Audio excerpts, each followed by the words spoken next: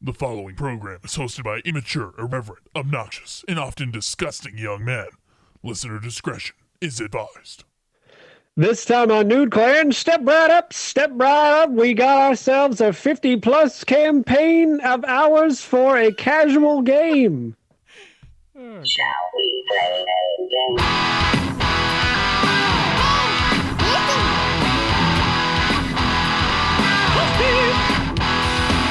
You've got several things to do.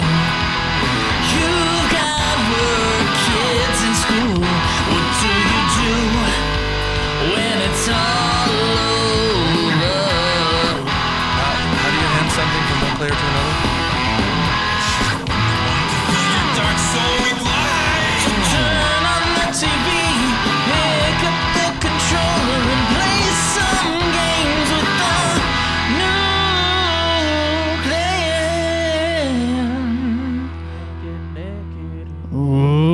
Welcome, ladies and gentlemen, to another episode of Nude Clan. I am Joe. I'm A4. And we're the only true hosts left on this fucking show. We killed the other guys. Zach fucked off somewhere, and Schweiss is going to get Mario Hoops 3-on-3 in a fucking another county. So it's just me and A4 here, and that's good, because honestly, we're the only people who are going to be talking this episode, because we're the only people who beat this game. We're the only people with the balls to play through all of RollerCoaster Tycoon. Yes, the entire campaign of RollerCoaster Tycoon, the classic. By the way, note to self, I hope I remember to cut out the intro video just to get you going like on the fucking in the intro with your fucking arms outstretched. I was doing some dance moves. You know, I feel like I got to entertain the 5 people who watch these things live, if that. Sometimes it's like 2. We've been a lot more people since we started doing this. That's nice. The RollerCoaster Tycoon segment. That's nice. They probably popped on when you were like, "Hey, motherfuckers, Subway or Sonic," and then people came on. So I appreciate anybody who watches this thing live. The more regular we are, the more people know when to come on, and we just have not been as regular as we should. I was going to say, it's a good thing that we do this show once a month now. Yeah, once a month, and then sometimes put it off for a week, and and then it becomes non-ritualized, which is too bad for our numbers. But you know what?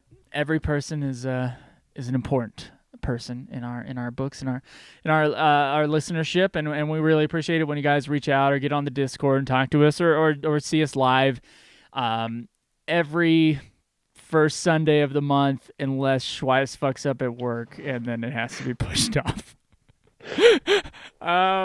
So thank you. Speaking of reaching out on Discord, completely unrelated to what you were saying, but related to RollerCoaster Tycoon. Someone must have seen that I was playing RollerCoaster Tycoon while I was on Discord, because someone in a completely different Discord messaged me and was like, you can sell umbrellas for like full price, right? Because anyone will buy, they'll pay any amount as long as it's raining. What the fuck? That blows my fucking mind. Dude, there's some weird fucking shit in this game with pricing. But yes, to get a little back on track, yes, we are reviewing RollerCoaster Tycoon, the absolute classic PC game from our childhoods. Yep. 1999 construction and management simulation video game. That sounds boring as fuck to people who've never played this type of game, but I'm telling you... No, but like... Oh my God. It's not like anyone who grew up in the late 90s knows RollerCoaster Tycoon, just like whether they got it in like a book order or from friends or whatever. Like it doesn't seem like that boring of a game because you're building a theme park, and that in itself is inherently fun. Well, I just remember there was a time, and it must have been around 1999 or 2000 or 2001, somewhere in there. Me and my one friend, because I grew up in a neighborhood with like old people. That's like all that were around me. So there were like no other kids but this one other kid. And we both, at some point, RollerCoaster Tycoon, one of us got it, and then the other person had to have it, basically. So we had 2 different RollerCoaster Tycoons going on, and then there was like all these fucking simulation games that were like copycats of RollerCoaster Tycoon started coming out. So, and I know RollerCoaster like Tycoon, Tycoon or what have you. Yeah, RollerCoaster Tycoon is from like a line. There's a lineage there. So, and that all starts with, I believe, SimCity. There might have been stuff before SimCity, but I don't know about it. No, I mean they're not like. SimCity and RollerCoaster Tycoon are completely not related as far as I know, but No, but that they're is part of the the- same genre. Yeah, that genre of gaming. But I feel like this is the next big high point in that casual simulation genre. Because it's got to be SimCity, and then it's got to be RollerCoaster Tycoon, and then Zoo Tycoon a little longer after that. I think there might have been a divergence when it came to that sort of genre because you got up to 1999, and then there were people who went RollerCoaster Tycoon in one direction, and then the other direction was The Sims. Yeah.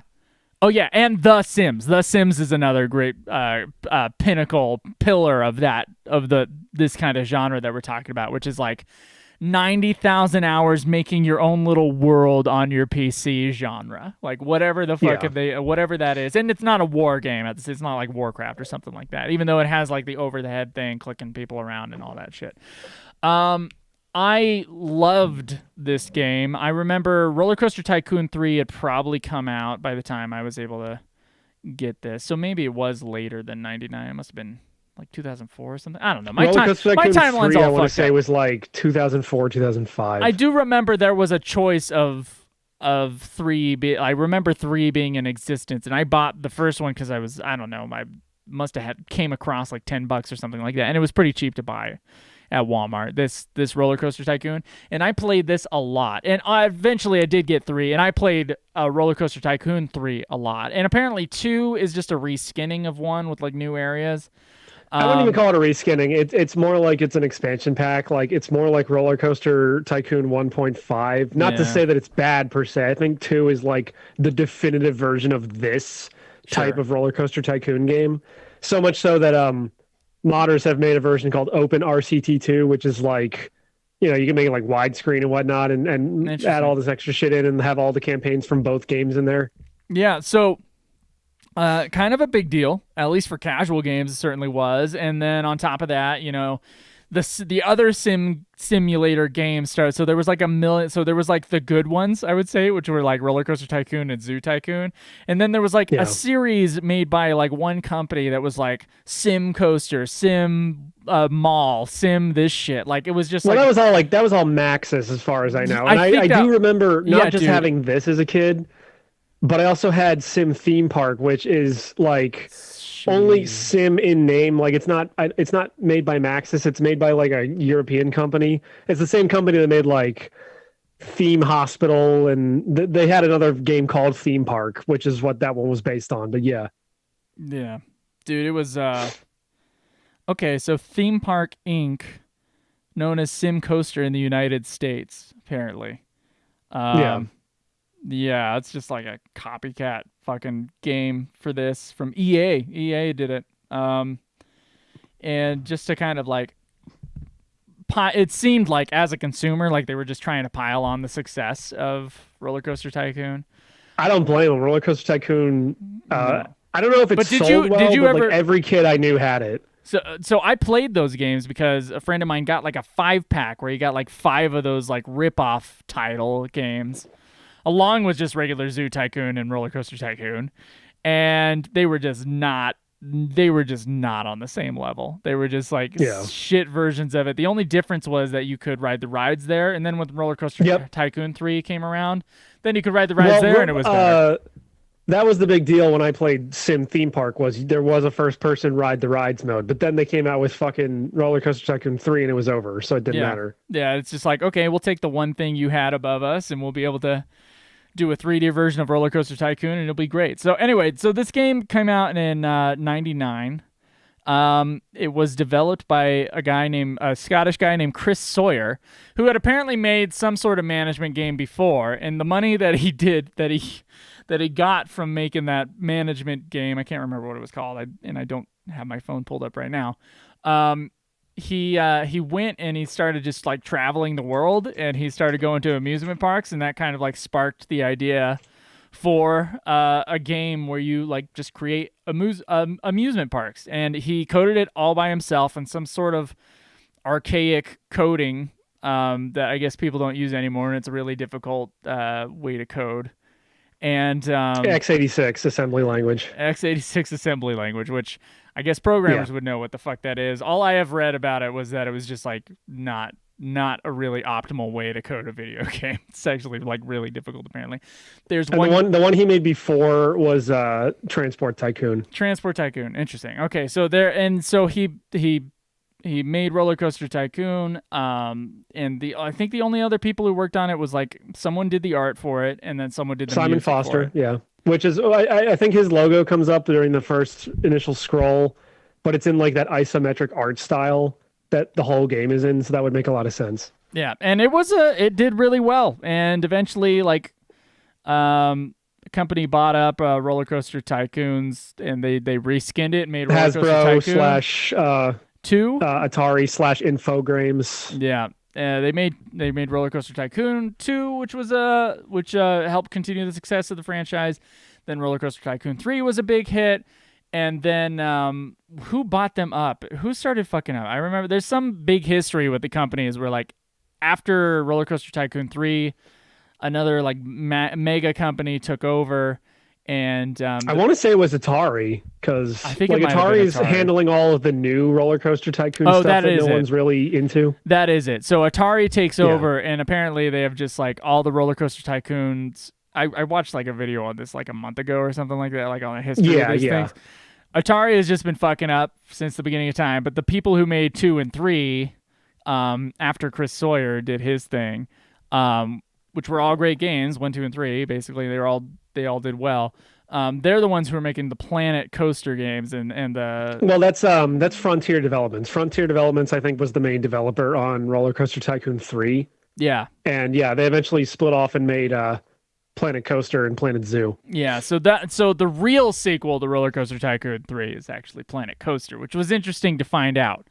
I just always heard which that I have, that was, and like, I haven't better, played but much, and I've seen video of it, and you can do some fucking insane shit in Planet Coaster. So didn't have space on my computer, but I bought, and they also did Jurassic Park or Jurassic World Evolution, by the way. Oh, okay. So they're just making those types of games, and I started Jurassic World Evolution for a little bit. I was trying to get a handle on it. It's pretty complicated, and then I bought Planet Zoo. And I'm ready for that because RollerCoaster Tycoon and Zoo Tycoon for me in my like I don't know early teenage years, childhood mind, those are like synced. Like they are just like so many hours put into both of those things, like making my parks. And I didn't play the campaigns. I think I played a few of the early levels of RollerCoaster Tycoon and didn't beat it. I did beat the campaign for RollerCoaster Tycoon 3, which is way more forgivable, by the way. Playing the campaign of RollerCoaster Tycoon 1 for this review, I don't think I ever played past like Bumbly Beach when I was a kid. So a lot of these levels were new to me. Yeah. And it's a similar situation for me. And I would mostly just do sandbox mode in both those games for Zoo Tycoon and RollerCoaster Tycoon. It was all about the sandbox mode. It was all about making my cool little park. And it was just back in the days when I was just willing to play games for fun. Yeah. And not to beat them to review for a podcast. Not that I'm complaining about that, but I also don't think I would be playing. We had a conversation the other day, me and Schweiss, and it was just like, I just told him I think like I probably would have quit video games, when I was like 22 or something like that, or maybe just play like League of Legends and that'd be it, just like whatever I was playing with my friends. What a horrible fate. If we didn't start UFF, you know. And I'm glad. Well, there's a double sword here because like I've enjoyed my time playing video games and I've really enjoyed doing the podcasts, and so it's all been like a lot of fun and really cool.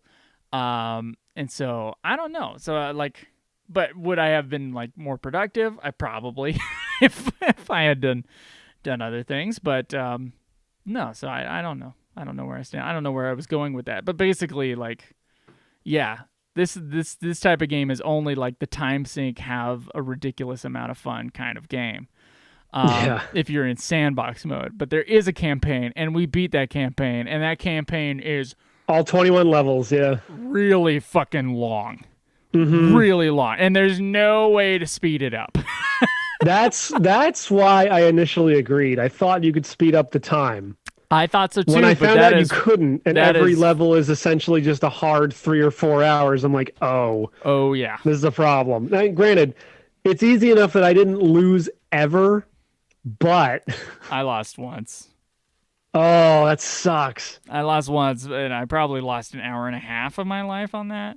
Not like we probably had different ways of playing this based upon our conversation from a month and a half ago. But yeah. So I guess we can kind of get in, unless you want to talk about your history with the game a little bit more. I originally, my brother gave me a burned copy of this ages and ages ago, along with a burned copy of SimCity 3000. Nice. And this one probably got a little more play than SimCity 3000. But yeah, I didn't really get far in the campaign because I was just doing what you did, just going to like sandbox mode or probably just playing the first couple levels over and over again. And then by the time I would have actually started playing the levels, like to beat them, I had picked up a copy of RollerCoaster Tycoon 2, along with both of its expansions at like Marshall's or some thrift store. So there's that. Okay. Yeah. Yeah. And But- memory very fond of this game, and when I saw it was on Steam for like $5, I picked that up years ago. Whenever that came up. Yeah. And, I've had this on Steam for a while, and I've had it on GOG for even longer. Yeah, and so it was just ready. I was just ready for it. I think one day, I don't know, a couple months ago, it must have been on the show where I was like, yeah, I just installed RollerCoaster Tycoon and I played a little bit. Like, I'm ready to do a whole review on it, and. I didn't realize how fucking long the campaign would be, but I Because went I ahead and agreed. I'm like, started damn, it. I love roller. Because here's the thing about me too. I fucking love theme parks. I watch theme park videos on YouTube all the time. I have only been to Disney and Universal once, both, but I love all the history and the little secrets. I'm in Pennsylvania, so there's already a bunch of really good theme parks around me as it is. We have Knoebels and Hershey Park, and then Dorney Park's okay. And then like Six Flags Great Adventure, which has like Kingda Ka and a bunch of other really good roller coasters, is just over there in Jersey. So I am obsessed with theme parks, and I think I do owe a little bit of that to RollerCoaster Tycoon, because definitely at the time I was playing RollerCoaster Tycoon as a kid, I was too scared to actually ride roller coasters. But now I'm fucking obsessed, so that seal's been broken. Dude, I was scared of roller coasters as well. And then like Yeah. one day, I don't know if I must have been like 10 or 11. And one day I was like, I'm going to do it. I'm going to try it. And then like I loved it. And so now the thing is like get on all the scary, the quote unquote scary rides as fast as possible. Do it as many as those. Like fuck the rest of the theme park. Like people play games, like putts around, like the silly little kiddie rides. I'm like, those are for bitches. I like next time I go to Hershey Park, I'm like, we are going on Candymonium right away because that's the new big one, and I want to get on that shit. Yeah, there's something Yeah. about that adrenaline, man. That adrenaline rush from those fucking things is just like amazing. Well, and like now that I've finally broken the seal, it doesn't really matter. I'll ride virtually any roller coaster. Like I've ridden Kingda Ka at Six Flags Great Adventure, which is formerly the longest or the tallest, fastest roller coaster in the world. I've ridden like Superman Ultimate Flight in the same park, which is like one of those flying coasters where it like tilts you forward. Oh, and really? then you're I've just never been on flying one the of whole- those. Dude, they're great. Oh, Yeah, like any kind of roller coaster. And I've gotten like really deep in the weeds too of like what different kinds of manufacturers make different kinds of roller coasters. And Really? virtually every kind of roller coaster that exists or existed back in like the early 2000s is represented in, if not this game, RollerCoaster Tycoon 2 as well. Like, yeah. There's a lot of detail in there. That like I know I saw the options there because it's like the Ultimate Edition if you got the Steam one, and it also has like real life parks. As far as like that exists. Mostly British Crazy. ones, or I think they're all British ones because he's Scottish. But Yeah. Alton Towers is a real park. So is Blackpool Pleasure Beach, and I think Thorpe Park is the other one. But I was like looking through the Alton Towers one and just knowing some of the shit that I'd seen on like YouTube videos. I'm like, there's Oblivion, there's Hex, there's this and that. Like, yeah, it's all very accurate. Yeah. I mean, for the most, like the rides are there. I don't know if the layout's accurate or anything. I've never been to Alton Towers, but like, yeah, I'm assuming he did the best he could given the limitations of that system where you can only rotate things by 90-degree angles. Yep. So there's no story in this game. It is all gameplay. So we will be skipping the story section of our scoring.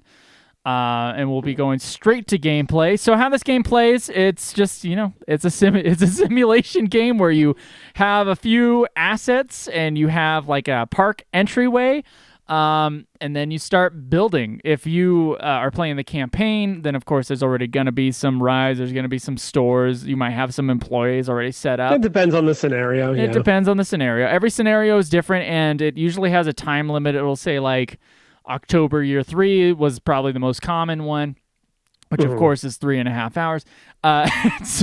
October year 3, you got to have this many people in your park. You have to have a park rating, which is, how people like your park basically overall, at a certain number. Or you might have like a economic one. It has to be like, you have to have this much, your park has to be worth this much, or your park like value.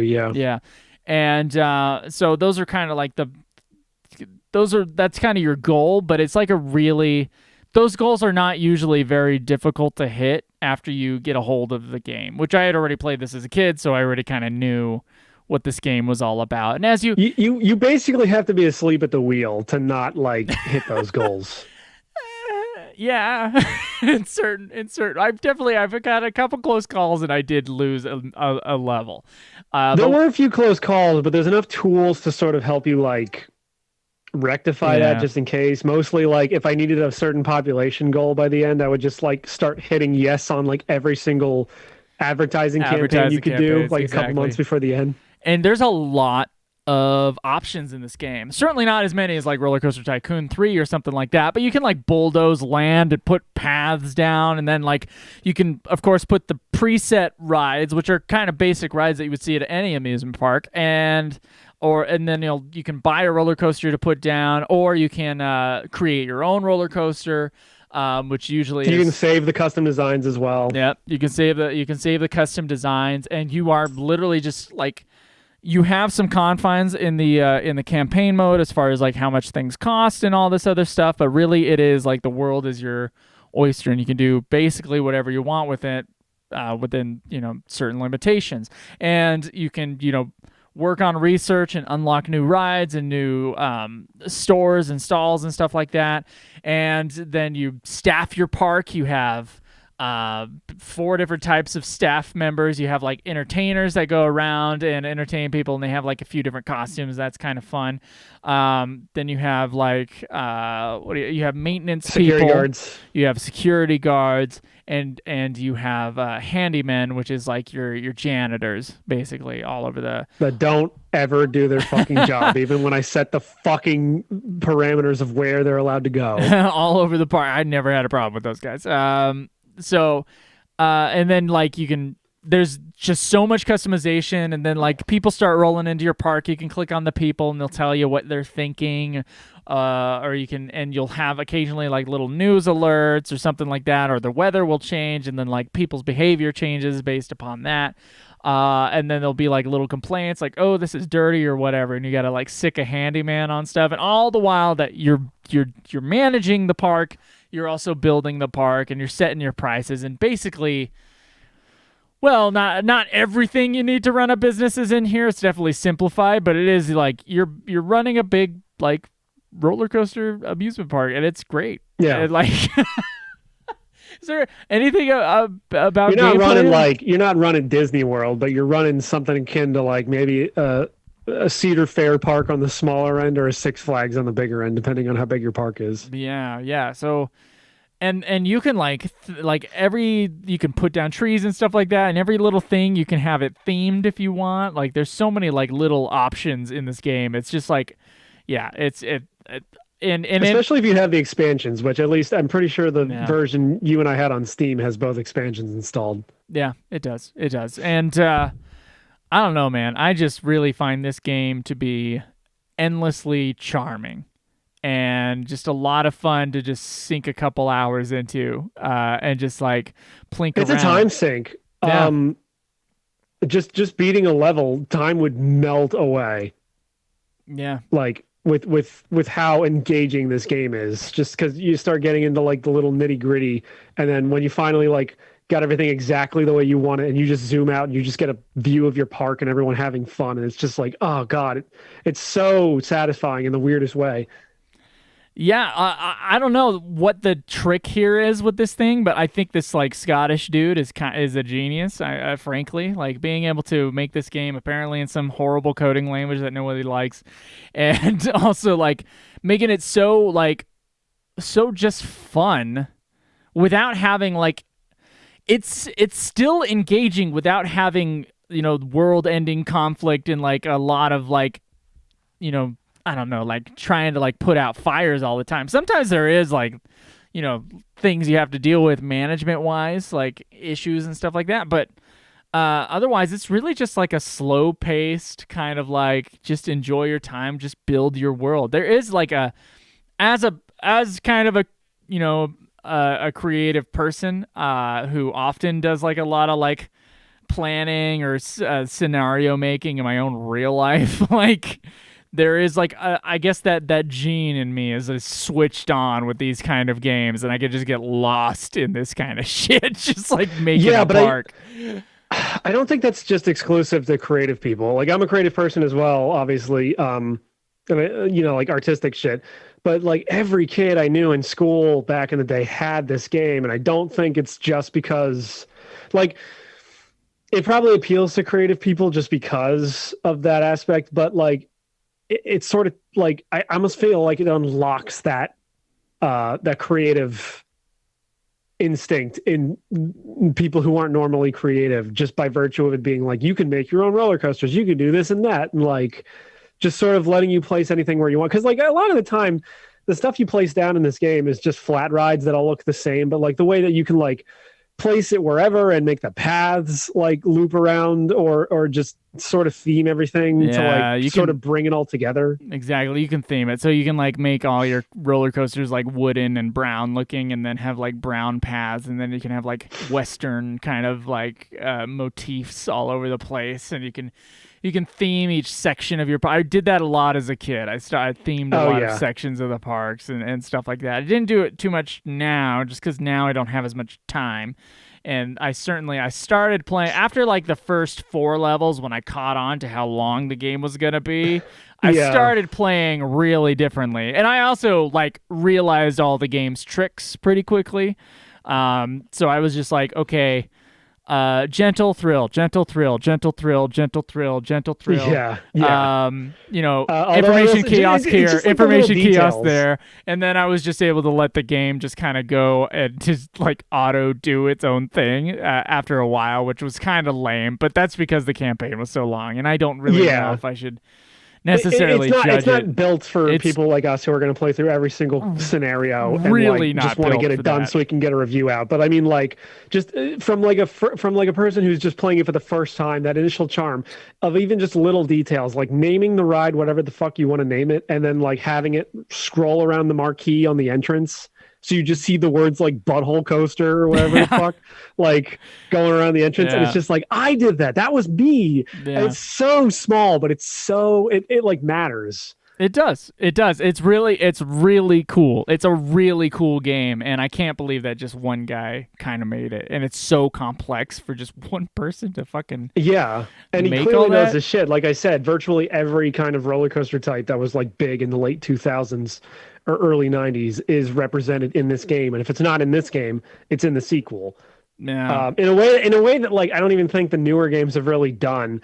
Just like where it's like you can look at the different types of roller coasters in this game that you can unlock in the various scenarios and be like, I know a real life equivalent of that. Like the vertical coaster, it's like that's Oblivion at Alton Towers, or like the fucking, I don't think it's in this one, it might only be in the sequel, but like the multi-dimensional coaster, that's X2 at Magic Mountain, stuff like that. The amount of detail kind of work that went in there, and the charm of the look of it too, that's definitely part of like just the atmosphere of the game. Hot take, I love the way that this looks like with the pixel graphics way more than the 3D graphics of 3, if I'm being completely honest. Yeah, the charm is gone in 3 in that respect, for sure. I think 3 is, from my memory of 3, because it's been a decade, I think 3 is a stronger game. It just has more... it just took what RollerCoaster Tycoon did and then just added like a lot more functions and features to it. And I think overall it like codes a little better. Like there are not to call back to something we were talking about earlier this month, but I feel like 2 and 3, if I were to compare those two RollerCoaster Tycoon games, it's like apples to oranges. Like you just can't. Like 2 is the peak of that 2D gameplay, and 3 is just like a different thing to me. Like it's kind of the same gameplay, but somehow it's just different enough that like I can't really compare that to say RollerCoaster Tycoon 2. That's but, interesting. Yeah. Okay. I know what you mean. Yeah, and like the interface is really blocky. And if you're like a newer player, or if you just haven't played a game this old in a long time, you kind of like start the game and you're like, oh my god, what the fuck? Oh, okay, all right. And now I could get used to it. No, it might be the nostalgia talking. I don't really mind the blocky interface of this game, but like the interface is Atari put out RollerCoaster Tycoon quote classic a few years ago as like a band-aid for RollerCoaster Tycoon World coming out and being terrible. And I see the menus in that one, and it's not the same as the menus in like the classic version, like the real classic version. It's not classic at all. Why does it look like this? No, it's just like you got like these big kind of blocky big squares basically for every like section of the you mean like the grid layout? Yeah, I thought you meant like the menus themselves. No, I mean the menus themselves, which can be kind of like in the gameplay scheme of things, like kind of a pain to navigate every once in a while, especially when you're like trying to put down like 10 handyman. Well, okay, really quick, how did you play this? Because the version on Steam that I have cannot go above 1024 by 768. In full screen, and if you played windowed, it's only like 640 by 480, which is not nearly enough room to like view your park and all the windows and stuff. So how did you play this exactly? No, I played it in windowed. It was fine. I don't know. Maybe I know that there were 2 different Steam versions of this game from that one video I watched, so I don't know which one I installed years ago. Okay. So I don't know. I don't know what the fuck happened there, but I was able to play it just fine. Didn't notice anything about I didn't have it in stretched mode. I put it in windowed mode. My computer is only outputting at 1080p with my monitor that I have. So right, but like the resolution the game plays at, because like again, I was playing it full screen because that's the only way I could get it up to 1024 by 768. But I still had like 2 giant like vertical letterboxes on either side. Oh, you're gonna have that. They didn't rescale the game. Okay, yeah, but like I had it. It was full screen. Yeah. Okay. So full screen for anybody. It's 4:3 aspect ratio on my computer monitor. Yeah. So which you probably is a had the same widescreen version I have. Yeah. We both had that same thing. It didn't bother me. That's just like I just figured it's an old game. And I'd rather have the square, like the original aspect ratio, than like a stretched image. No, but it was just weird that like I expected the highest it would go is 1024 by 768.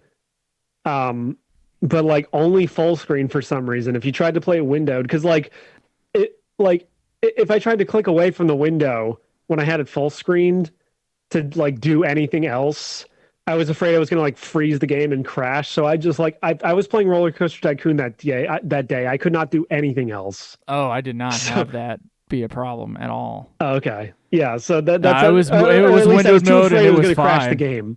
I was in windowed mode about half the time and it was fine. Okay, but like in windowed mode, it would only go 640 by 480, which is not a huge resolution. No, for me it wasn't like a small block. It was like a bigger block on my screen. Okay, I don't know. So I don't know. It took about half the screen. Were ways. I was like reading on the discussions page on Steam, and it's like, oh, you can go in like a hex code editor and change these values so that you can make it like. I definitely did not do that. Windowed, and I'm like, I'm not fucking with that. Sorry. I would not do that. There are some like little issues I would say with the gameplay. There are besides the fucking menus being like all sort of ski-wampus. Like I can't just click away. I have to click the X on the thing, and that's always like something that's like. Modern computing, I'm just not used to having to press the X. I'm used to having like Windows just go ahead and hide away, get the fuck out of my face kind of a thing. But outside of that, like there's some pathing issues, I think, with some of the with the people in the park. If you've created a path and you put two paths next to each other to make like a big cement block, they get confused. I noticed that. Yeah, the pathfinding in this game is not fantastic. Yeah. They get lost pretty easy. Yeah, and that will like start chunking away at your score. By the way, at your park rating. Rating. If too many people are getting lost in a certain area, like they're all gonna start like gathering there, and they're all gonna start getting more and more angry that they're lost, and so like your park rating will start going down. My big issue, and I talked about this guess a couple months ago on Nude Clan, is that was the last level of the game, which I thought I was gonna fuck up. The last level of the game is like, I don't know, on a plateau of some kind. It's on a plateau. Yeah. But the entrance is at the bottom, entrance is like on ground level. And they have a ski lift that takes you up the plateau. But there's also a giant fucking path that goes up the plateau. Yeah. To where the park like actually should be. The zigzaggy path like ends in a corner. And I had built up my park. Now, also, like, people will get attracted to things if you start building up a lot. So I was in my beat this fucking game mode, so I just built like crazy. Just went bam, bam, bam, bam, all these like thrill rides and like all these like concessions every once in a while and bathrooms every once in a while, basically. And I had all my employees and everything like that. But there was like once where I had started like blocking off, so I started doing a grid pattern on like kind of crosswise and all this other shit. And I realized that like my automatic thing of like trying to make like a grid sometimes like fucks people up, and I think it did it on this one because they started just gathering in this like one fucking area that would have been, if there was a path going straight to the exit, it would have gone straight to the exit, but it wasn't. So people are trying to get out of the park and they're not going to the fucking left where the fucking park exit actually has been built up. They're just gathering in this one spot, and dude, my shit was tanking, and I had no idea how to fix it. I started building like your park rating from the screenshot you shared us was like literally at zero. It was literally zero. So, and it was like year 3, and that was a year 4 kind of thing, and I was like, I don't know how the fuck to fix. So this is like one of a few times where the game got really intense for me.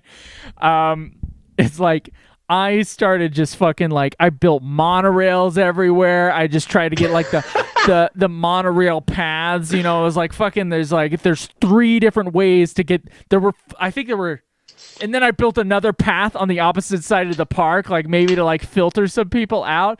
Dude, people just like, they just kept going, and it started just plummeting down and down and down, and I needed my park rating to be at like a 700 or something for this level, and I was like, oh my god, I can't fucking do, what the fuck is happening? And I just noticed they were all like gathered in the bunch, and it took a while to figure out that like, oh, I should. Oh no, I think I watched a video where someone had to do like the same thing, because I was like, just stuck there. I was like Googling like, anybody stuck on this one part, and they're like, why the fuck aren't they getting to their thing? I started looking up like how to get people to like find your paths, and basically there was like one thing somewhere where someone had said like, you know, it's got to be, you know, the more direct your path is, the better, or some shit like that. And so what I did, and I pissed off everybody in the park by doing this, I closed down the original exit to stop people from getting confused. And when I closed down the original exit, it was just absolutely like chaos. So people could come in the park on the monorails and shit like that. Some people, very few people, would exit the park the other ways that I had made. And I just fucking this was such an expensive move, by the way. I just fucking like destroyed the original path and had to like make a path that started from where everybody was fucking around at, and make a new fucking like carved into the mountain a new path to go to the exit through the from the cliff of the plateau. So expensive, dude. Like all my money was put into making that fucking path of hell, after making all these other ways for people to get out too. But what happened, and it was crazy, dude. I don't know if I sent you a picture of this, but when I was watching, it was hilarious. Just like a mass exodus. It was I don't know, I had like 1,000 people in my park or something like that, and almost everybody left. As soon as that path was opened up to them, it was just a chunk of like a line of ants just like fucking like making their way down the fucking cliffside and out of my park. Making their way downtown. Yeah, that. And then there was like, I don't know, there was like 200 people left in my park just a couple months left to go, basically like that. But since I made that path, dude, it shot as soon as all the angry people left the park. My rating went from 0 to 999, and like that was stayed insane. there. It was like I had made a perfect park, except where the fucking exit was. And like every dumbass was down there. I remember, there was like me trying to like, because you can like hand pick up people in this game. There was me just like trying to get rid of the angry people by basically like picking them up. Because I would do this on other levels sometimes, just to be like, well, there's like 7 lost people. Let me just get rid of those people. Basically, just like take them and place them next to the exit. Take them and just place them next to the exit one at a time. There was just too many. There's always going to be like one person walking around on the path when you delete paths to try and like change something. Where and then they're am just lost in the woods forever. Yeah, and they're like, put up information kiosks. Like, I had an information kiosk where the people were lost at. It was insane. I have no idea like what little coding thing like happened, but that was a constant pain in my ass. And the time that I like lost this game, like I had one level where I straight up didn't do it. Is like what I did my normal thing, which is like I played the game for 45 minutes maybe, setting up a pretty good park that I knew would just bring people in. And then I would come back. I would leave the game for an hour, like study Spanish or something like that, and then come back to the game when it was like in the final year, and then kind of like take it and just like add some more things to it so I could get some more people into the park, start advertising the park and all this other shit, and be able to like win the level. But I came in like too late on one, and people were angry because they weren't finding a path. So like my park rating was at like 400 or something. Like it wasn't good. And I didn't have enough time to fucking save it. And it was just, that was the one time. And it was because of the pathing. It's like nothing changed. There was just more people on the path, so people were more likely to get lost.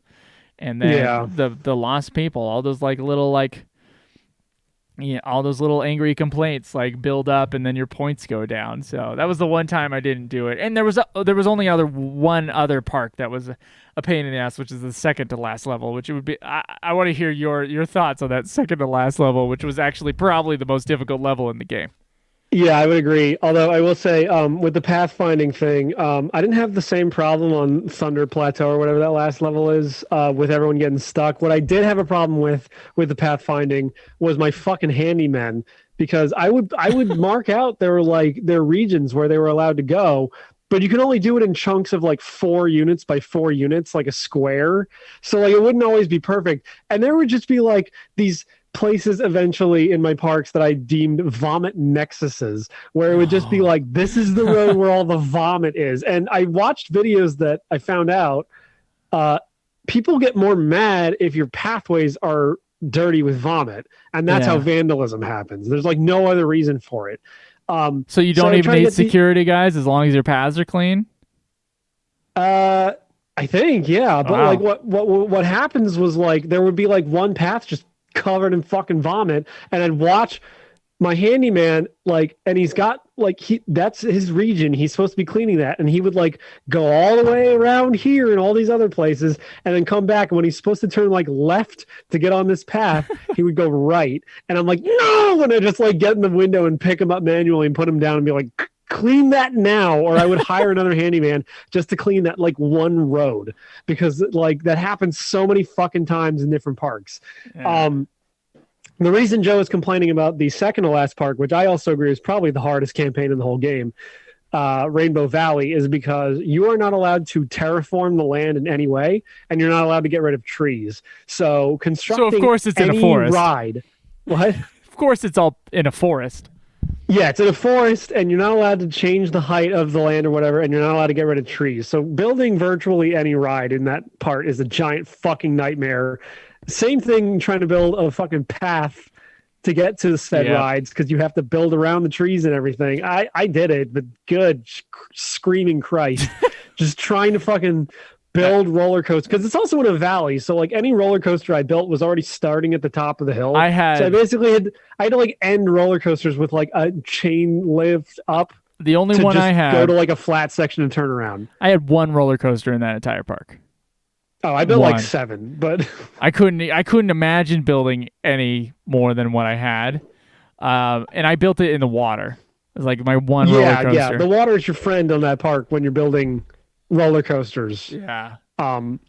But yeah, because like there's also hidden values that they don't tell you about where like different types of roller coasters have different prerequisites for like how many drops they're allowed to have or whatever before they get like a high excitement rating, which is what you want. You want a high excitement rating with like low nausea, a mid to low intensity and nausea rating. Because like if the intensity rating's too high, people won't ride it because they'll be scared of it. Because they're And little if the bitches. excitement rating isn't high enough, people won't want to ride it because it looks boring. So like there's certain roller coaster types I found out where like you need to have like more than one drop to like get that excitement rating up so that people actually want to fucking ride it. And you definitely want roller coasters in your park because they usually like you can price them way higher than the flat rides.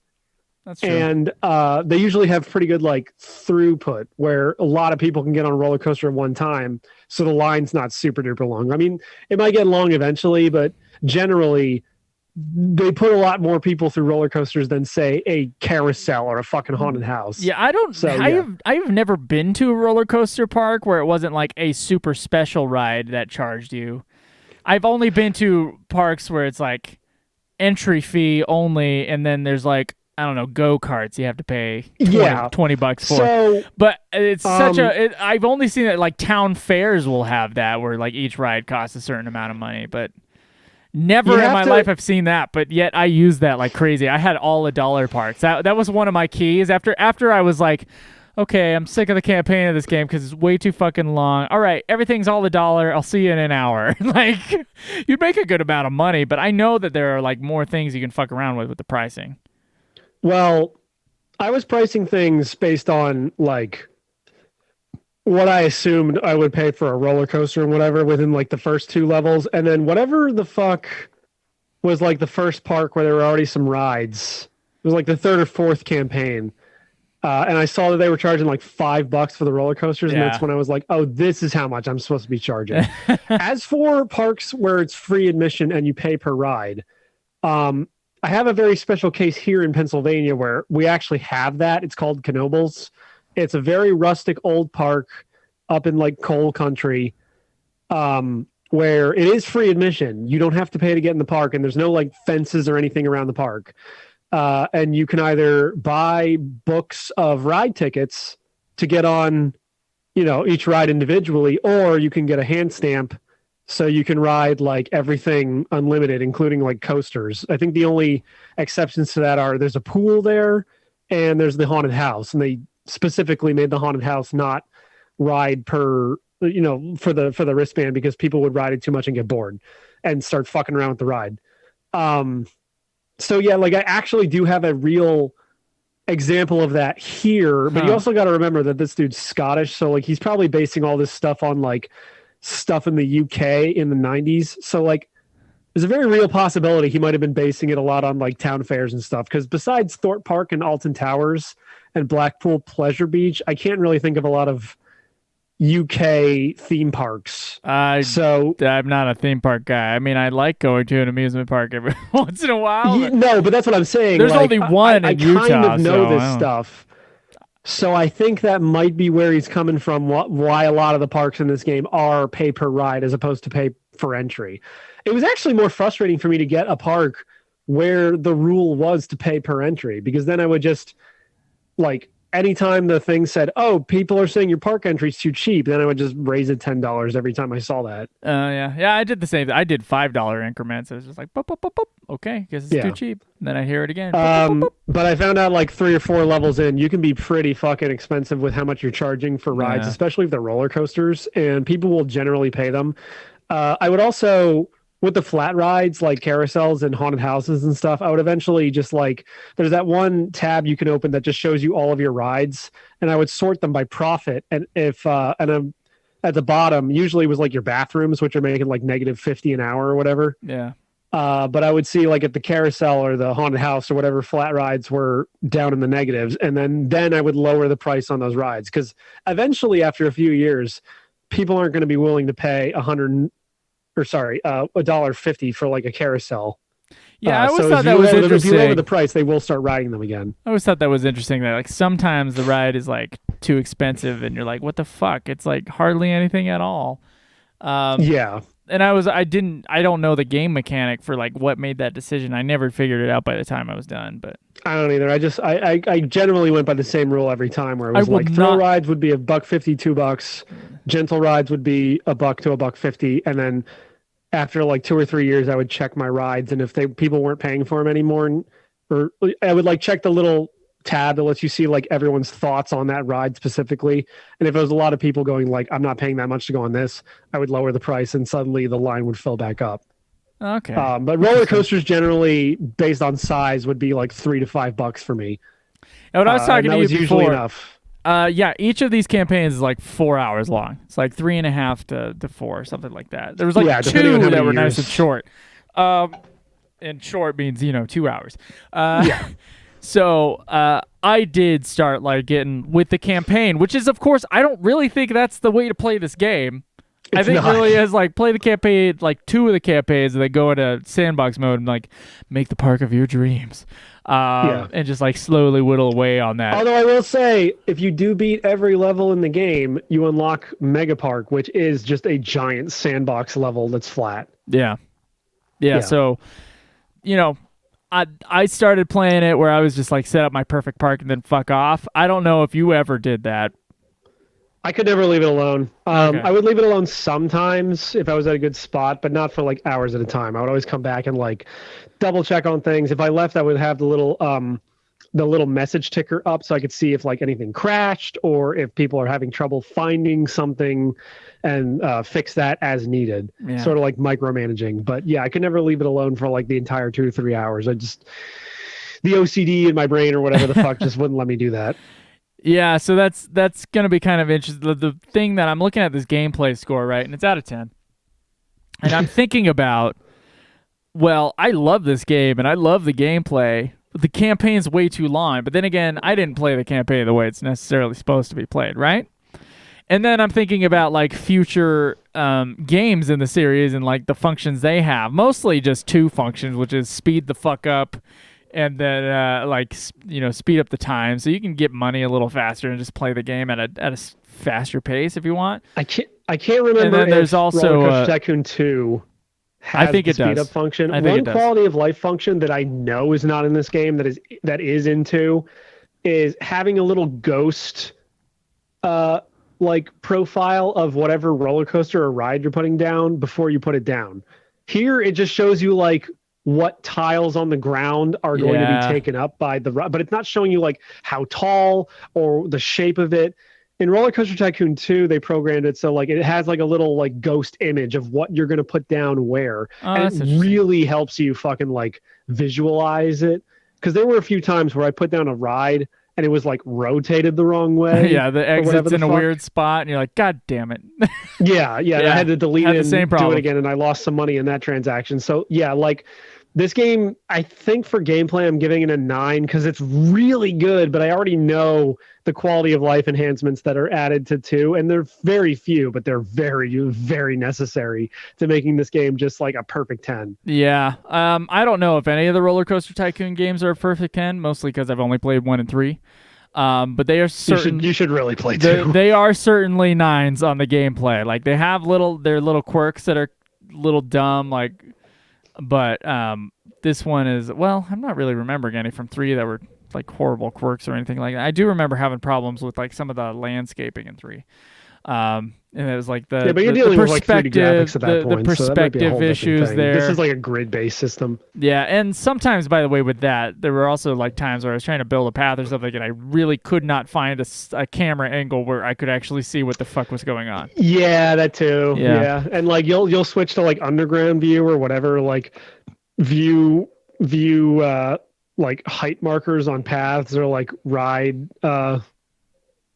tracks and stuff, and it's still not enough. Yeah, so they're just I little. love the isometric graphics in this game, but sometimes it does betray the gameplay just a little bit. There are little quirks that bug me, and the campaign is like gonna beat RollerCoaster Tycoon. Definitely not that kind of game. Don't do it. Don't do it that way. I don't recommend it because that was me playing a level a night, and it still took like 2 months to beat this game. Yeah.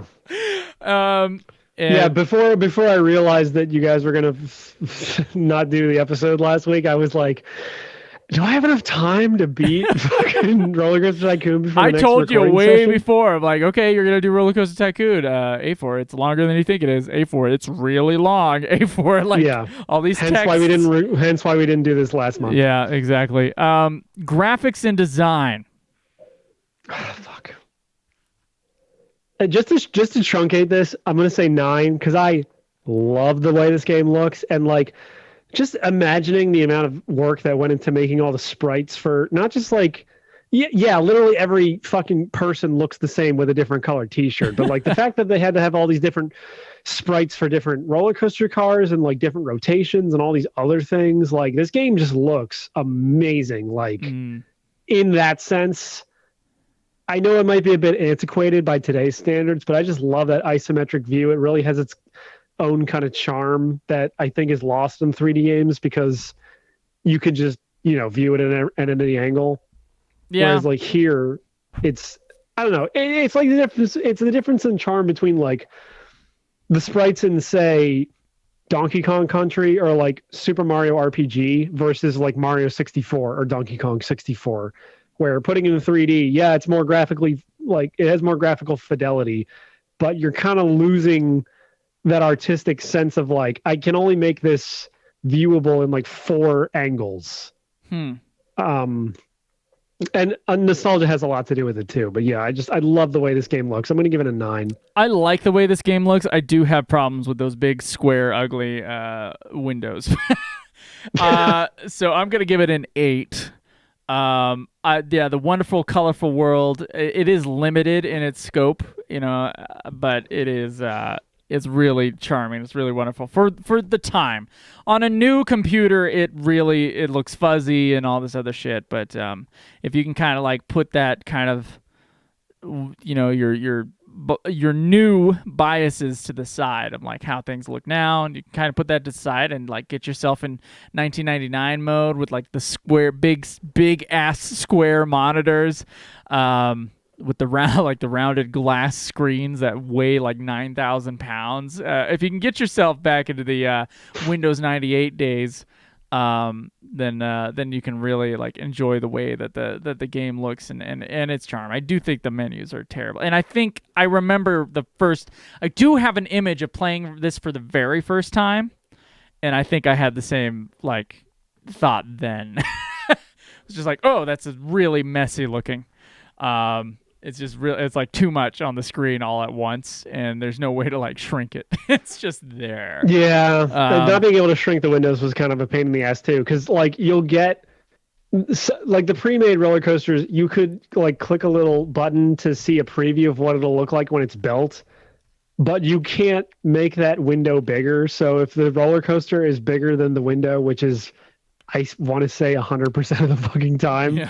Some of it's just cut off and you'll never see it. That's something odd about this too. Is like the thrill rides will be like a 2x2 square, and then the roller coasters are just like fucking ginormous beasts. Like the scale's a little silly on the roller coasters, but I don't know if in terms of real life, roller coasters just by their very nature take up a lot more space because you have to have that much space for like track and stuff.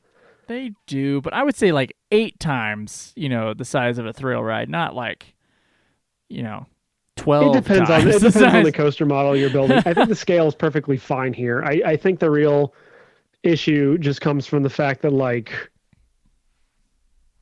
maybe the thrill rides are too small. I don't know. I think they are. I don't really notice what you're talking about with that, to be honest. So sound and music. Fuck. I almost want to give this a 10 because I remember, and this has lived like rent free in my head since I was a kid. Just a kid in like 5th or 6th grade telling me if you turn up RollerCoaster Tycoon while you like have a full park, it sounds like you're in an amusement park. Yeah, and it like really does, 3D especially too. if you have like a carousel going. Yeah.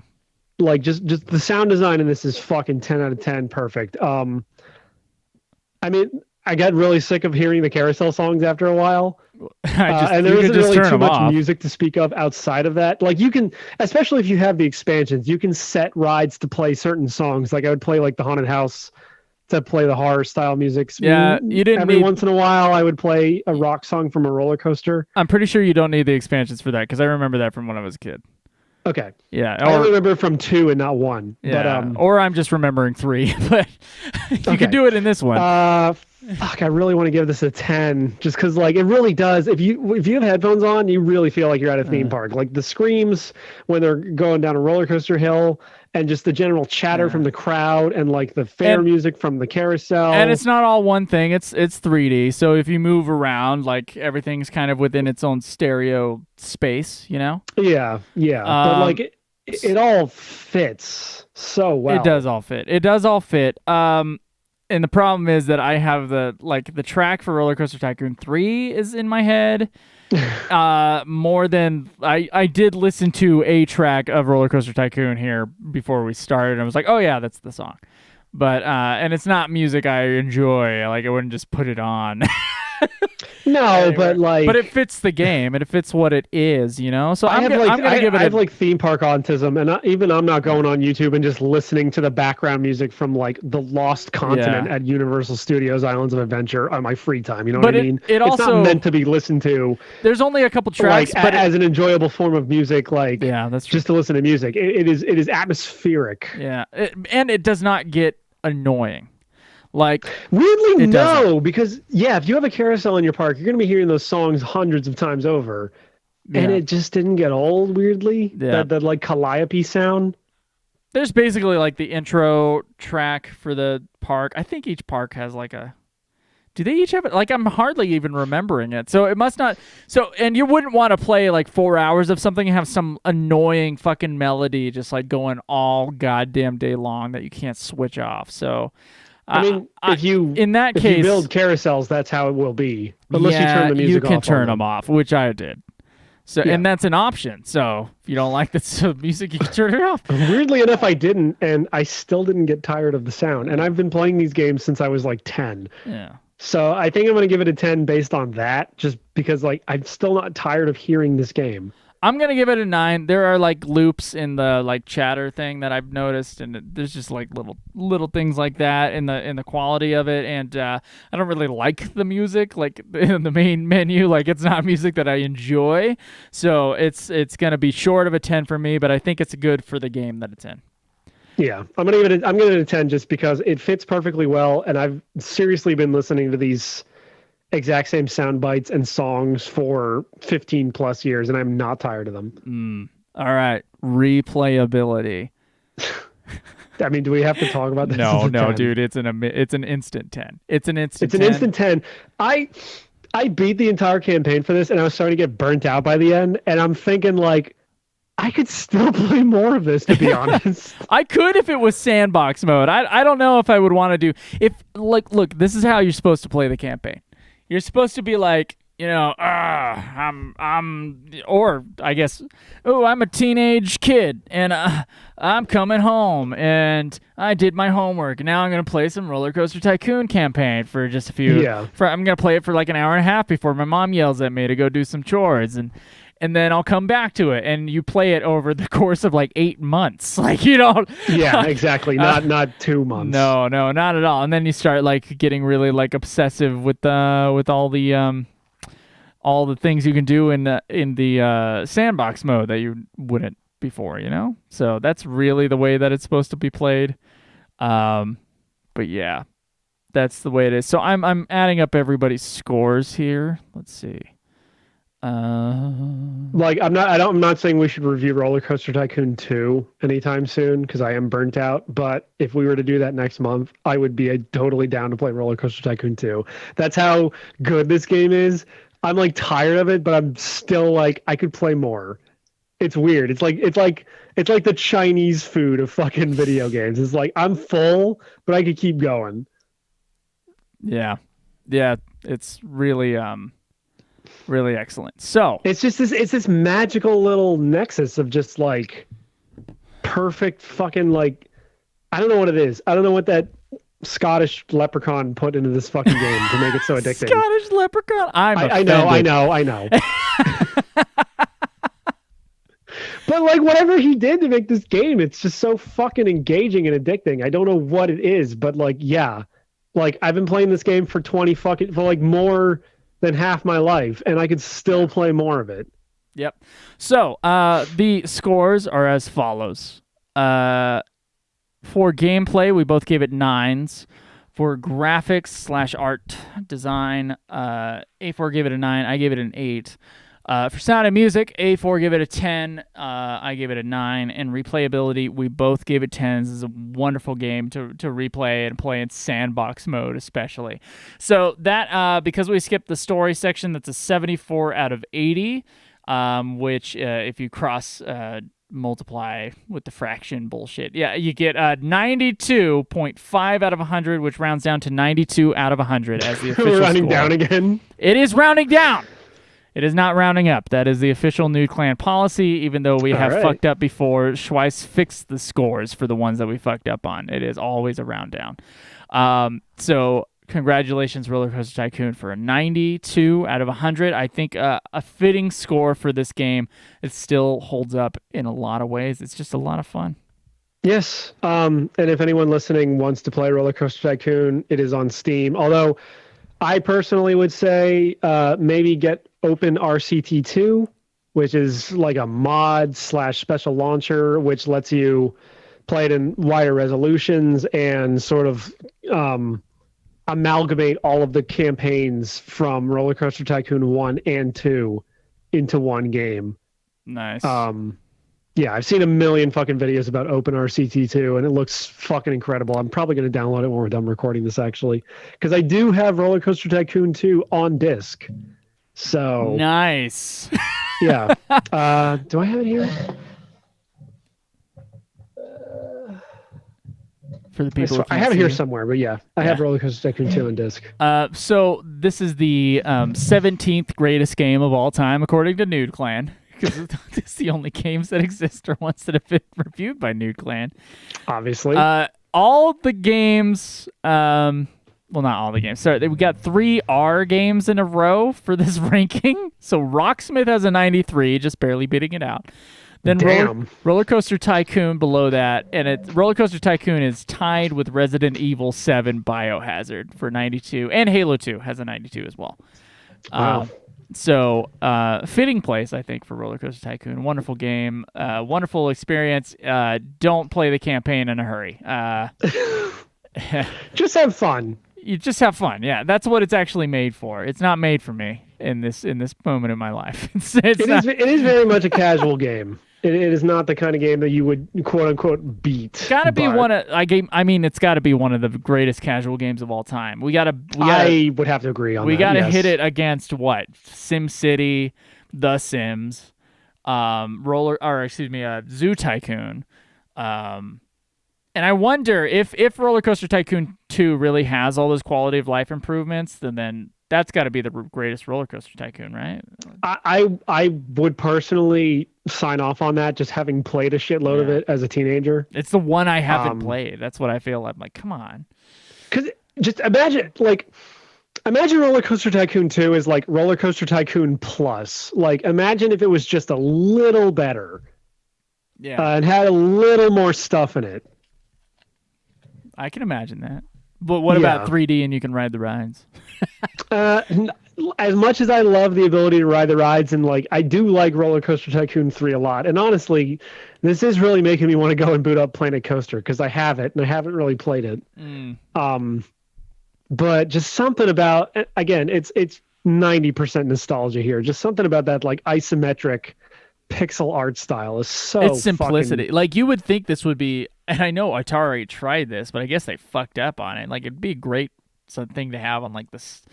Well, on the Switch or mobile or something like that for an iPad. They did try to do a mobile version. I don't think it worked very well for them. No. I'm not sure if it's on Switch or not, but I don't know if I want to play a game like this with like a controller anyway. I know there was an Xbox version of RollerCoaster Tycoon 1, which just feels wrong to me. I can't imagine like playing a game without a mouse or I would do touchscreen. So like I'm thinking iPad like wouldn't be bad. Yeah. And there are versions of that, but again, I don't think Atari really handled the franchise very well after, say, RollerCoaster Tycoon 3, just to be generous. I don't think they did 3. I think they did 4 and up. They published it. Yeah, but they didn't. They didn't Develop it. make it. Yeah, they didn't develop it. What is that? Like, I know there's World, which came out a few years ago and people don't generally like. Nope. And that one's the big company. No, I think There's one's Roller Coaster Tycoon 4 Mobile, which came out in 2014. Yeah, so that the Planet Coaster guys, they were the ones who developed it up to 3 and then fucked off. Yeah. Well, they developed 3. Chris Sawyer and like his little team developed the game. Oh, like, they the developed first 2 2? games, and then Okay, so Frontier they're- did 3. So 3 is really fucking good. So they had the right I guys like on 3 it. a lot, for the record. Yeah, I honestly think 3 might be the perfect game, but I haven't played it in so long. I don't know on that one. I'm not as nostalgic for the isometric view. There's still a grid in 3, but you can move the camera really freely. Oh, I'm sorry. Frontier developed the not DLC, the expansion packs for Roller Coaster Tycoon 2. Oh, okay. So they were. But they were the main involved. developer of Roller Coaster Tycoon 3, as well as Thrillville, which I've never played. I've never heard They of that. fucking developed Connectimals. What the shit? I don't know what that is. Connectimals is a Connect game where you like pet tigers. Interesting. Mhm. Okay. All right. But yeah, they also did like Planet Zoo and Planet Coaster and the Jurassic World. Yeah. Yeah. Good company, seems like. Yeah, What's I'd be down to Chris Sawyer up eventually. to? Oh yeah, sorry. They also developed Connect Disneyland Adventures, which is like a Connect game where you go through a bunch of like Disneyland rides, like the Haunted Mansion and Pirates of the Caribbean. It is also on PC because I saw it on Game Pass a few months ago when I had Game Pass. It's mostly for kids, so it's whatever. But yeah. As like a guy who loves all that Disneyland bullshit, I'm like, yeah, I'd play a game that lets me go through the Haunted Mansion. Why not? So Chris Sawyer did not make very much stuff. No, he's kind of been reclusive as far as I can tell. Yeah, there's only basically has 3 games. It's Yeah. after his first hit, which was Transport Tycoon. So he had games before that. But it's Transport Tycoon, and then he made basically, what is this, Frontier or First Encounter? What the hell is that? Space traveling simulator? Okay, so he's got more than, but since Roller Coaster Tycoon 3 came out, it's nothing. Nothing from him. Wow. And he was like a consultant on 3. Yeah. You'd think he'd be like what's the guy who made the Pirates game and he made the fucking Sid Meier. Sid Meier. He almost looked like he could have been a Sid Meier. Look at that, but he didn't. Well, apparently, ironically enough, Transport Tycoon said Chris Sawyer's first game was inspired by Sid Meier's Railroad Tycoon. All right, I can believe that. Yeah. Yeah. That's interesting. That's really interesting. I wonder what the fuck is he up to? I know in that video that I watched, like he had sued Atari or some shit for royalties that they didn't give him. Sounds about right. Something. And yeah, and also Atari tried making they had a Kickstarter campaign for a game that like never happened or something. There's some shit where they fell through on a whole bunch of shit. So Atari just sounds like a fucking mess. Well, yeah. Which I guess it has. And they've gone through Steve like a Jobs bunch of left. weird fucking changes because like they were called Infogrames for a while, and that was like the company that published Roller Coaster Tycoon 2 and 3, and I think like Hasbro had a hand in Roller Coaster Tycoon 2. Weirdly enough, Interesting. like yeah, it's just a whole mess. Yeah, I remember the Infogrames logo mostly from. No, I do remember it from Roller Coaster. The weird ass fucking name. I just did. I didn't even like give it a second thought. Schweiss has been like going off on the fucking name Infogrames for a while. I remember Because that it's not a real name. It's from- like what you think it's Infro Games. I used to. But it's Infogrames, which isn't like. Yeah, Granted, I think they're a French company, but like you know. Well, Glams. I used to play these dinosaur hunting games called Carnivores. Yeah, and I there's- remember you talking There's about those. 4 of them. So there's the original Carnivores, which is fantastic. Carnivores 2, which I only played a little bit of, but it was amazing. And then like a reskinning of Carnivores 2 that was called Carnivores Ice Age, which is one I also played a bunch, which wasn't dinosaurs. It was like other prehistoric animals from the Ice Age, obviously. And then there was, then I guess the rights got switched around, and then they made Carnivores Cityscape, which is straight up like a sci-fi campaign thing where like in the story of Carnivores, you know, there's this planet of dinosaurs that with like islands of dinosaurs that they found, and you can go as like a rich game hunter and go and shoot dinosaurs. And in this, it was like, well, actually, like that happens, but the like dinosaurs, I can't remember if the people crash on the dinosaur planet or the dinosaurs are in this thing, and the ship crashes and the dinosaurs get out. One of those two plots is the plot, and it was the weird sci-fi first-person shooter thing where you're like as the dinosaur for one part of it, and then as the people for the other part of it. It's like the same game but in reverse. It was like really shittily done, but it was like the game that I wanted to play the most in my life. But it was one of the games that I bought where my parents like never they refused to update their computers until it's like the last minute where like nothing works anymore. That's when they'll fork out money to update a computer. And I just remember like the sadness of buying Carnivore Cityscape, and it wasn't able to play on my thing. But I know that had like, I think that had the Infogrames logo on it. I want to say I had other games. I want to say like, was it Tom Clancy's Rainbow Six or something?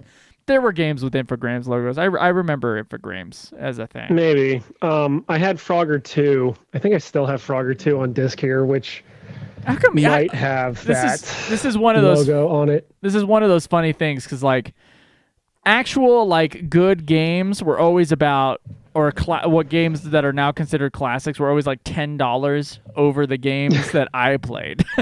Also, so Frogger like, 2 has the Hasbro logo, but Hasbro apparently got merged into Hasbro Interactive got merged into like Infogrames and Atari. So who the fuck knows? Hey, if you want to know how Atari's doing these days, they're apparently into cryptocurrency now. So there's that. Oh wow, that's interesting. Atari, yeah. Wow. Yeah, Atari token. You want to buy Atari token for however much Ethereum? I don't know how cryptocurrency works. I'm not gay. Anyway, do you have anything else to add to RollerCoaster Tycoon? I love RollerCoaster Tycoon. Granted, I really love theme parks, so that helps. But yeah, like again, every kid I knew in the '90s had this game, and it's just stood the test of time as just being one of the greatest like simulation casual games ever made. Yeah. If you have any interest in all after hearing this review, please go pick this thing up on Steam. It's like dirt cheap, or GOG.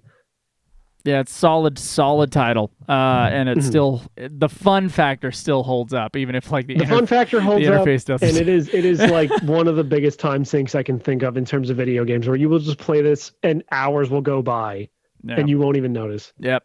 So guys, if you could please go check out my YouTube channel and check out my daily vlogs that I've been doing. It's just Joseph DeGolier, on YouTube. And please support my movie. It's called Chicken Coop. It's a really cool Christmas movie. If you guys could check out the landing page on my website, which is josephgolier.com, and you can click on you can hover over the films and click on Chicken Coop and learn more about that. Or if you watch the vlogs, there'll be links in the vlogs. And like the pages on Facebook and Instagram. I don't know if we'd be running a campaign by the time this is out or if we're running it later in the year. But if you guys want to invest in the film or pre-order or whatever we're deciding to do with it, money-wise, just support the crowdfunding campaign. We'd really appreciate it. And look forward to the 13th Cross, which will be coming out a few days after this episode airs. December 14th is the official announced date for 13th Cross coming out. So please go rent that wherever you can. I'd really appreciate it. Otherwise, you can follow the show at New Claim Podcast. You can follow me at Joseph Vigolier. You can follow me at A4 Extreme, and also don't forget to toss a coin to your podcaster. Go check out the Nude Clan Patreon account, where every dollar you donate gets you a ticket drawing raffle thing, so you could win the games that we talk about, or a gift card, depending. Yeah. hopefully Schweiss put in after last week's episode the winners.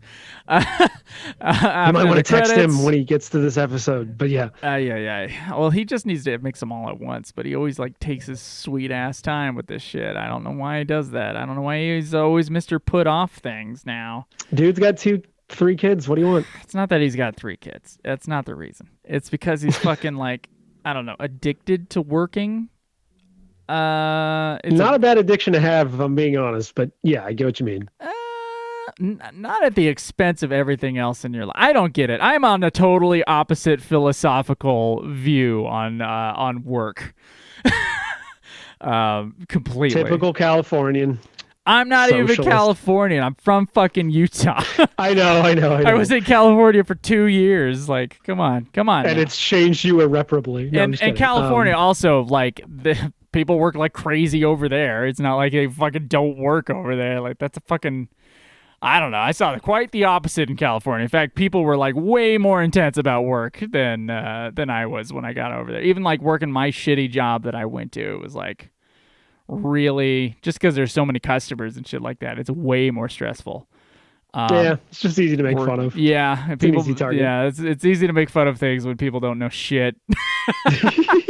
Including me. Like, I made fun of California and shit. Then I moved over there and I was like, okay, well, I'm getting a way different view of just life in general. And same thing, when I would go over there, they'd have like super ignorant things to say about like basically all the states between them and New York. Like, and they would I would find out that these people, and I mostly worked with poor people, you know, from like, they're from South Central or they're from downtown LA, like, and they grew up there basically. Most of the people I worked with and I made a lot of friends with. And so they didn't ever leave Southern California, basically. They hardly ever left. And so they had a lot of like their own kind of like, they were stuck in the mud about people that they didn't spend any time with or knew. And it's like, I don't know. I think everybody should fucking move to somewhere. I've lived in like 6 states. That'd be a good idea. So I don't know. And it's like I was born in North Carolina. I grew up in Massachusetts and in Colorado as I was a little kid. And then most of my life in Utah, but then California and then Colorado again. And then back to Utah. So I have family from Florida, so I've spent a lot of time in Florida. Family from Wyoming and Montana, so I've spent a lot of time in Wyoming and Montana. So I'm definitely like western half of the United States heavy, but everybody is way more similar than they think they are. Everywhere. Everybody. Like, you can make fun of like liberals or conservatives, but everybody's going to work and paying their taxes and complaining about the same shit and just generally just trying to be honest folk, even if they have like these small differences in philosophy that hardly anyone ever acts upon ever, because human nature is the thing that's driving the train in most everybody's life. So I don't know. There's just things that it's just once they start opening their mouths about like political shit is when people get different. But other than that, people are the fucking same everywhere. You heard it here first. Joe says to overthrow the government. And and I have like silly opinions and strong opinions on some things, but I change my mind a lot. I think that's the difference between me and a lot of other people. Is I think I've come off now knowing that I just don't know shit about anything, and I don't think anybody else does either. That's what I'm pretty strong about. It's probably a safe assumption for a lot of us. I don't know. And then I'll say that now, and then I'll totally contradict myself in 3 months from now. I'm sure of it. That's how it is. Yeah, that's how it is. So this was fun, guys. We already gave our plugs, so I guess we're good. We'll see you guys later. Yeah, see you next month. Live always in the nude. Walk with your cock held high. Fuck me.